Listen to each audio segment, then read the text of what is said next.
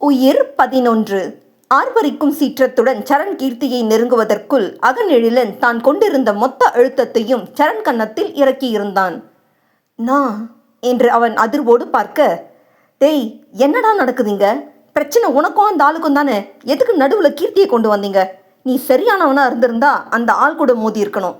அதை விட்டுட்டு பொண்ணை வச்சு ஏண்டா, ஏன் நீயும் மற்ற ஆம்பளைங்க மாதிரி பொண்ணை முன்னிறுத்தி ஒருத்தனை அடிக்கணும்னு நினைக்கிற? ரொம்ப நம்புறேன்டா உன்னை. ஆனால் ஏன் என்கிட்ட எதுவும் சொல்லாமல் போனேன்? எப்படி உன்னை நம்பி வந்த பொண்ணோட கௌரவத்தை உன்னால் குழி தோண்டி புதைக்க முடிச்சது? சொல்லு சரண் என்றவன் வேதனை தாங்காமல் முகத்தை பக்கவாட்டில் திருப்பிக் கொள்ள, எழிலின் இச்செயலில் சரண் நெஞ்சில் பலமாய் அடி வாங்கினான். அனைவரின் முன்னிலையில் குற்றவாளியாக தான் நிறுத்தப்படக்கூடும் என்ற யோசனையே சிறிதும் இல்லாத சரண் பரிதவிப்புடன் கீர்த்தியை பார்த்தான். அங்கு அவனுக்கு அபயம் அளிக்க வேண்டியவளோ அலட்சியமாக நின்றதில் வெறி கொண்டவன், ஒரு நிமிஷம்னா என்று கீர்த்தியை நெருங்கி, உன்னெல்லாம் அன்னைக்கே கொன்று போட்டிருக்கணும்டி.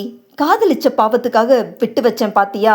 அதுக்கு எனக்கு இதுவும் வேணும் இன்னமும் வேணும் என்றிட, அதுவரை யாருக்கு வந்த விருந்தோ என்று விட்டேர்த்தியாய் நின்றிருந்தவள் இதயம் அவன் ரௌத்திரத்தில் எக்கு தப்பாய் எகிரியது. அதற்குள் கீர்த்தியின் கரத்தை பற்றிய சரண் அவள் கையில் இருந்த வளையல்கள் சடசடவென நொறுங்கியதையும் கண்டு கொள்ளாமல் அவளை இழுத்து கொண்டு பக்கத்தில் இருந்த அறைக்கு சென்றான். என்ன செய்ய போகிறான் என்பதை உணரும் முன்பாக வேகமாக கீர்த்தியை இழுத்து வந்த சரண் மும்மடங்கு வேகத்தில் அவள் கரத்தை விடுவிக்க, அதில் தள்ளாடி படுக்கையின் விளிம்பை பிடித்து கொண்டு தன்னை நிலைநிறுத்தினாள். இதழ்களை கடித்து வலியை தாங்கியவளுக்கு இது ஒன்றும் புதிதில்லை என்றாலும் இந்நிலையில் அவள் தேகம் ஏற்க முடியாது போனது. சுறுசுறுவென்ற வலி கரத்தில் பரவ ரத்தம் வெளியேறாமல் இருப்பதற்காக மறுகரம் கொண்டு அழுத்தமாக பிடித்திருந்தாள். ஆனால் சரண் அரைக்கதவை தாளிடுவதை கண்டவளுக்கு இதுவரை இருந்த இருமாப்பு விடைபெற அவனிடம் தனியாக அகப்பட்டதில் உடல் தன்னிச்சையாய் ஒரு நொடி அதிர்ந்து அடங்கியது. அவனிடம் இதற்கு முன் அவள் பட்ட பாட்டை எண்ணி முகத்தில் வியர்வை வழிந்தது. தாளிட்டு திரும்பிய சரணின் பார்வையே அவளை குற்ற உணர்வில் தகிக்க வைக்க போதுமானதாக இருக்கவும் அவன் முகம் பார்க்கும் துணிவில்லாமல் நெஞ்சம் விம்ம சிரம் தாழ்த்தி நின்றாள். நிச்சயம் இனி அவன் கேட்கப் போகும் எந்த கேள்விக்கும் அவள் பதிலளிக்கப் போவதில்லை, பதிலளிக்கவும் முடியாது என்பதே நிதர்சனம். அதை உணரவும் கற்பாறை என இறுகி போயிருந்த அவள் இதயத்திலும் சரணை கண்டு சிறு துளி ஈரம் கசியத்தான் செய்தது. பின்னே சரணை அவள் சிக்க வைத்திருப்பது அவன் காலத்திற்கும் வெளிவர முடியாத ஆழிச்சுழல் அல்லவா? அடி நுனி எதுவும் தெரியாதவனுக்கு இதிலிருந்து வெளிவருவது பிரம்ம பிரயத்தனம்தான். பழி உணர்வு இரத்தத்தில் வேரோடி போயிருக்க பகையாளியை நொடிக்கு நொடி அணு அணுவாய் துடிதுடிக்க வைக்க, சாம தான வேத தண்டத்தில் இறுதி 2 வழிகளை வெறியோடு கையாண்டு யுத்த களத்தில் நின்றிருந்தவளுக்கு தன்னை பற்றிய அக்கறையே இல்லாத போது சரணை பற்றிய சிந்தனை மட்டும் எங்கிருந்து எழும்? தன் மனம் கவர்ந்தவன்தான், மறுப்பதற்கில்லை. ஆனால் அவளுக்கும் வேறு மார்க்கம் இல்லையே. களையெடுப்பில் எப்படி தவறுதலாக சில நற்பயிர்களும் உயிர் விடுமோ அவ்வாறே சரணும் இங்கு அவளால் உயிரோடு மரித்திருந்தான். இதோ இன்னும் சில நொடிகளில் தன்னை நெருங்குபவன் எடுக்கப் போகும் அவதாரத்தில் அவளுக்கு சேதாரம் நிச்சயம். ஆனால் என்று மேல் உதட்டை அழுத்தமாக கடித்து கொண்டு தயாராகியவளின் ஒரு கரம் தன்னிச்சையாக அவள் அடிவயிற்றை அழுத்தமாக பிடித்து கொண்டது. அலர் கூறியது போல யார் செய்தாலும் தவறு தவறுதான் என்ற கொள்கையை உடையவள்தான் அவளும். அதனால் சரண் அளிக்கப் போகும் தண்டனையை எதிர்கொள்ள துணிந்து விட்டாள். கீர்த்தியை சரண் அறையினுள் அழைத்து சென்றதுமே பதறிப்போன பிரகாசம், மாப்பிள்ள ப்ளீஸ் மாப்பிள்ள, தப்பு பண்ணவன் நான் தானே, என்ன வேணும்னாலும் பண்ணுங்க, என் பொண்ணை விட்டுடுங்க ப்ளீஸ் என்ற அறையின் வாயிலில் நின்று கதற, அதை பார்த்த நாதனின் மனமோ சொல்லொன்னா உணர்வுகளால் ஆட்கொள்ளப்பட்டு தீவிர யோசனையில் ஆழ்ந்தார். அவங்க பேசிட்டு வரட்டும், கொஞ்சம் அமைதியா இருங்க சித்தப்பா என்று அலர்விழி சொல்ல, இல்லம்மா என் பொண்ணுக்கு நான் என்று கண்ணீர் மல்க அங்கேயே மடங்கி அமர்ந்து அழத் தொடங்கிவிட்டார் பிரகாசம். அவரின் பிதற்றலை தாள முடியாத எழில், யோ அடங்கு, அவன் பேசதானே போயிருக்கான், நீ எதுக்கு இப்படி ஆர்ப்பாட்டம் பண்ற?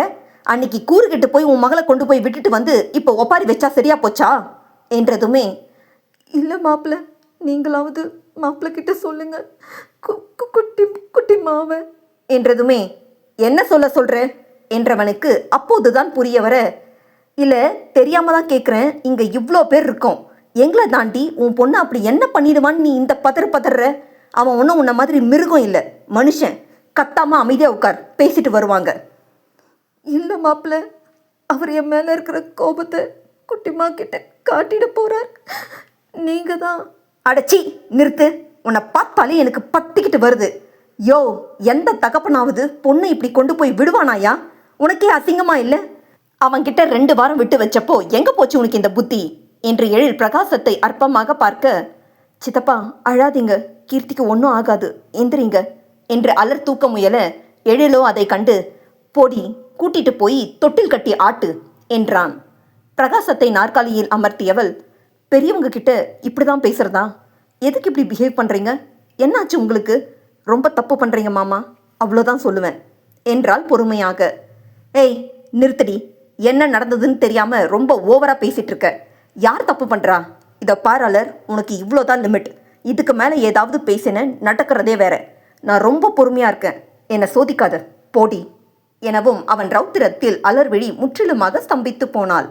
பல வருடங்களுக்கு முன் திருமணமான புதிதில் அவனிடம் இத்தகைய கோபத்தை கண்டிருக்கிறாள். ஆனால் அது 100% நியாயமானதாகவே இருந்ததையும் அவள் அவசரத்தில் வார்த்தைகளை சிதறவிட்டதையும் நினைவு கூர்ந்தவளுக்கு இப்போது அவன் கோபம் எதனால் என்று புரிபடாது போனாலும் அதில் நிச்சயம் நியாயம் இருக்கும் என்று உணர்ந்திருந்தாள். அதன் பின் அவனை நெருங்கும் துணிவு இல்லாமல் போக தான் எங்கே தவறுகிறோம் என்று யோசிக்கத் தொடங்கினாள் அலர்விழி.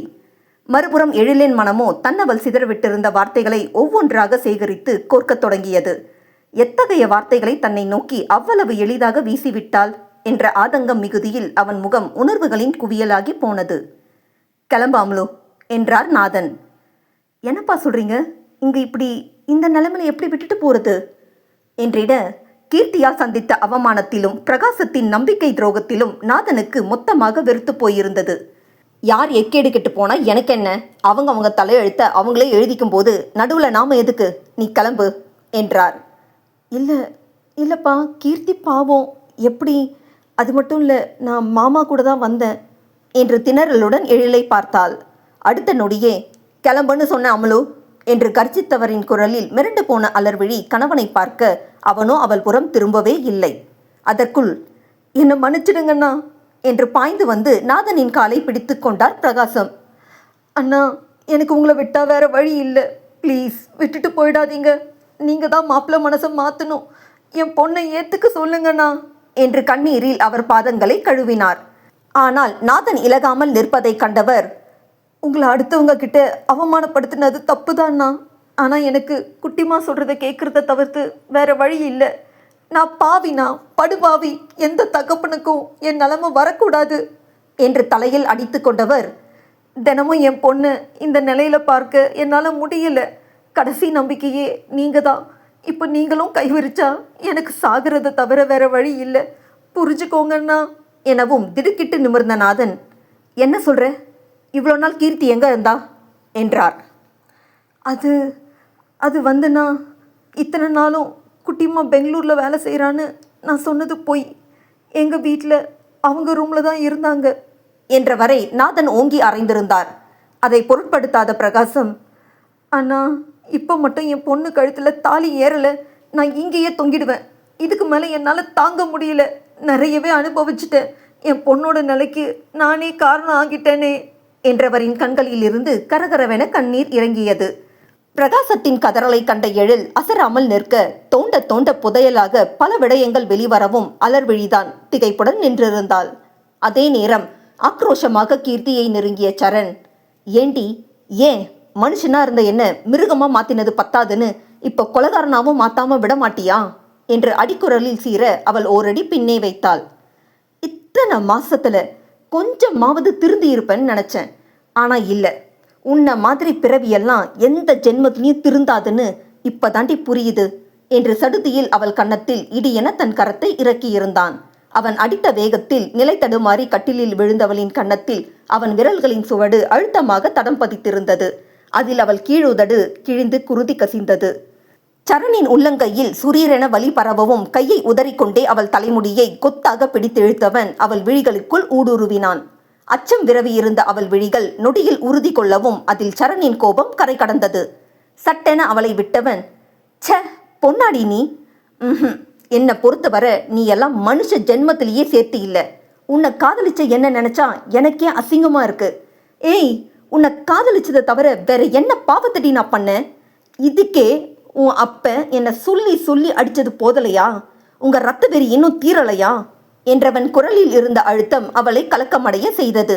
பின்னே இன்றைய சரணின் நிலைக்கு அவன் கொண்டிருந்த காதல் மட்டுமே காரணம் என்பதை அவளும் மறுக்க முடியாதே. உன்னை பார்க்கும்போது உங்க அப்பனே பரவாயில்லடி, அவனாவது என்ன செய்ய போறாங்கிறத சொல்லிட்டு தான் என்னை அடிச்சான். ஆனா நீ சொல்லாம என்னை எழவே முடியாத மாதிரி அடிச்சிட்டல்ல என்றவனின் வலி கண்டவளின் விழிகளிலும் நீர் திரண்டு விட்டது. என் மாமால இருந்து என் அக்கா பொண்ணு வர எல்லாரும் என்ன அற்ப புழுவை பார்க்குற மாதிரி பார்க்குறாங்கடி. ஏண்டி இப்படி பண்ற? உனக்கு என்ன தாண்டி வேணும்? அதையாவது சொல்லி தொலை. அன்னைக்கும் அழுத்தமாக சாதிச்ச, இப்போவும் அப்படியே இருக்கிற. என்ன நடந்ததுன்னு வெளியே கேட்குறாங்கடி, சொல்லட்டுமா? நீ பண்ண அசிங்கத்தை சொல்லட்டுமா என்று அவள் தாடையை அழுத்தமாக பற்றியவன், சொல்லுடி, சொல்லட்டுமா என்று உரும அவளிடம் அழுத்தமான மௌனம். ச்சே, அடுத்தவங்க கிட்ட சொல்லக்கூடிய விஷயத்தையா நீ பண்ணியிருக்க? எந்த பொண்ணுமே உன் அளவுக்கு துணிய மாட்டா. சத்தியமா சொல்றேன், நீ பண்ணின அசிங்கத்தை எல்லாம் எப்படி அவங்க கிட்ட சொல்றதுன்னு எனக்கே கூசுதுடி. இப்பவும் நடந்ததை சொல்லி என்னை நிரூபிக்க நிமிஷம் ஆகாது. ஆனா உனக்காக தான் பார்க்குறேன். நிச்சயமா அதுக்கு காதலிச்சவங்கிற காரணம் கிடையாது. எப்போ நீ என் வீட்டுக்கு வந்து சேர்ந்தியோ அப்பவே இப்படிப்பட்டவளை காதலிச்சதை நினைச்சு என்ன நானே வெறுத்து உள்ளுக்குள்ள நொந்து செத்துக்கிட்டு இருக்கேன்டி.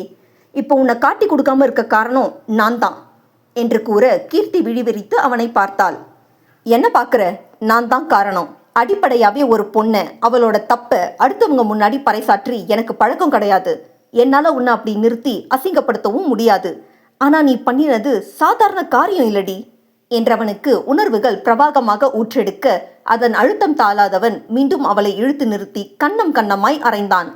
அப்போதும் அவள் அதே நிமிர்வுடன் நிற்க, அவங்க கிட்ட நீ செஞ்சதுக்கு என்னன்னு நான் விளக்கம் கொடுக்க? சரியா சொல்லணும்னா பெண் இனத்துக்கே நீ ஒரு சாபக்கேடு, கரும் புள்ளிடி என்றான் வேதனை தோய்ந்த குரலில். இன்னைக்கு வர கல்யாணமே வேண்டான்னு இருந்தனா எங்க அம்மாவுக்காக நீயும் அப்பனும் பண்ணின அக்கிரமத்தை அட்டூழியத்தை எல்லாம் மறந்துட்டு, நல்லா கேட்டுக்கோ, என் அம்மாவுக்காக மட்டுமே உன்னை கல்யாணம் பண்ண முடிவு பண்ணி இன்னைக்கு நிச்சயம் பண்ண இருந்தேன் என்று கூற அதை கேட்டவள் நெஞ்சமும் ஒரு நொடி நிகழத்தான் செய்தது. ஆனால் சடுதியில் தன்னை நிலைப்படுத்தி கொண்டாள். ஆனா எவ்வளோ நெஞ்செழுத்தண்டி உனக்கு! இதுவரை பண்ணினது பத்தாதுன்னு இப்போ என்னை அசிங்கப்படுத்த இந்த கோலத்துல வந்து நிக்கிற. ஹேய், என்ன தாண்டி வேணும் உனக்கு? எதுக்கு இப்படி பண்ற? யார பழிவாங்க? என்ன மட்டும் இல்லாம உன்னையே நீ அசிங்கப்படுத்திக்கிற. அதாவது புரியுதா? சொல்லுடி, எதுக்கு இப்படி பண்ற என்று ஆவேசமாக கேட்க அப்போதும் மௌனத்தையே அவனுக்கு பரிசாக அளித்தாள். பதில் சொல்ல மாட்டல்ல? எனக்கு தெரியும்டி, நீ பேச மாட்ட. ஏன்னா தப்பு என்னோடது. ஆமா, நான் தான் தப்பு பண்ணிட்டேன். அன்னைக்கே உன்னை கொன்னு புதைச்சிருந்தா இப்போ இந்த அசிங்கம் எனக்கு இல்லை. உன்னால குற்றவாளியா நிறுத்தப்பட்டு கேள்வி கேட்குற யாருக்கும் பதில் சொல்ல முடியாம நிற்கிறேன். நான் பண்ணின ஒரே தப்பு உன்னை கொல்லாம விட்டது தான். இல்லை, இனி குடும்பத்துக்காகன்னு எதையும் நான் பார்க்க போறதில்லை. என் தப்பை நானே சரி செய்கிறேன் என்று அவள் கழுத்தை இரு கரங்களாலும் பற்றி நெரிக்கத் தொடங்கினான். கீர்த்தி அவனிடமிருந்து விடுபட முயல அவளின் ஒவ்வொரு முயற்சிக்கும் அவன் அழுத்தம் கூடிக்கொண்டே போனது. ஒரு கட்டத்தில் இருமையவாறே கண்களின் நீர் வழிய அவனை பார்த்தாள் கீர்த்தி. அதில் தன் நிலை மீண்டவன் அவள் கழுத்தில் இருந்து கரத்தை விலக்கி, இப்ப சொல்றேன்டி, எனக்கு நீ வேண்டாம், யாருக்காகவும் வேண்டாம். போதும், பட்டது வர போதும். இதுக்கு மேலே என்னால் தாங்க முடியாது. எங்கள் அம்மால இருந்து மாமா அம்முன்னு உங்களால் எல்லார்கிட்டையும் என் தகுதியை இழந்துட்டேன். இனியாவது என் வாழ்க்கையை நான் பார்த்துக்கிறேன் என்றவனின் வேதனை இரும்பிதயத்தையும் இலக்கியிருக்க ஒரு நொடி அனைத்தையும் அவனிடம் கூறிவிடலாமா என்ற எண்ணம் அவளிடம் தோன்றத்தான் செய்தது. ஆனால் அதன் பின் அவள் எண்ணம் ஈடேறுவது எப்படி? அதனால் மீண்டும் மௌன கவசம் சூடிக்கொண்டாள். ஆனா ஒன்று, இந்த ஜென்மத்தில் இனி என் முன்னாடி வந்துடாத. அப்படி வந்த உன் சாவும் உங்க அப்பா சாவும் என் கையில தான். போடி, போ, வெளியே போயிடு. இனி ஒரு நிமிஷம் இங்கே இருந்தாலும் உன்னை கொன்னுடுவேன். போயிடு. அங்கே இருக்கிறவங்களுக்கு என்ன சொல்லணுமோ அதை சொல்லிட்டு நீயும் உங்கள் அப்பனும் இடத்த காலி பண்ணுங்க. இனி என் முன்னாடி வந்துடாதீங்க என்று உச்சகட்ட வெறுப்புடன் கூறிவிட்டு அமர்ந்தான். கீர்த்தி எதுவும் பேசாமல் வெளியேற முயல, ஏய், ஒரு நிமிஷம் நில்லு என்று அவள் அருகே வந்தவன், உள்ள என்ன தடி வச்சிருக்க, அதை முதல்ல எடுத்து போட்டுட்டு வெளியே போ என்று வேகமாக அவள் சேலையை பற்றிய சரணின் கரம் அதே வேகத்தோடு தலையணையை எடுப்பதற்காக அவள் வயிற்றில் பதிந்தது. மறுநொடியே விழி விரிய உடல் நடுங்க உச்சகட்ட அதிர்ச்சியில் உறைந்து போனவனின் கரங்கள் குழந்தையின் துடிப்பை உணர்ந்ததில் அப்படி ஒரு நடுக்கம் கொண்டது. ஒரு கணம் மூச்சே நின்று போக கீர்த்தியின் மேடிட்ட வயிற்றின் மீது பார்வை பதித்தவன், கீர்த்தி என்றழைக்க அவளோ சேலையை சரி செய்து, இப்போ சந்தேகம் தீர்ந்துடுச்சா? நான் போகலாமா என்றவள் கண்ணாடியில் தன் முகத்தை பார்த்தாள். தலையை சரி செய்து உதட்டோரம் வழிந்த ரத்தத்தையும் துடைத்துவிட்டு கதவை திறந்து அதே நிமிர்ந்த நடையுடன் வெளியில் சென்றாள் கீர்த்தி.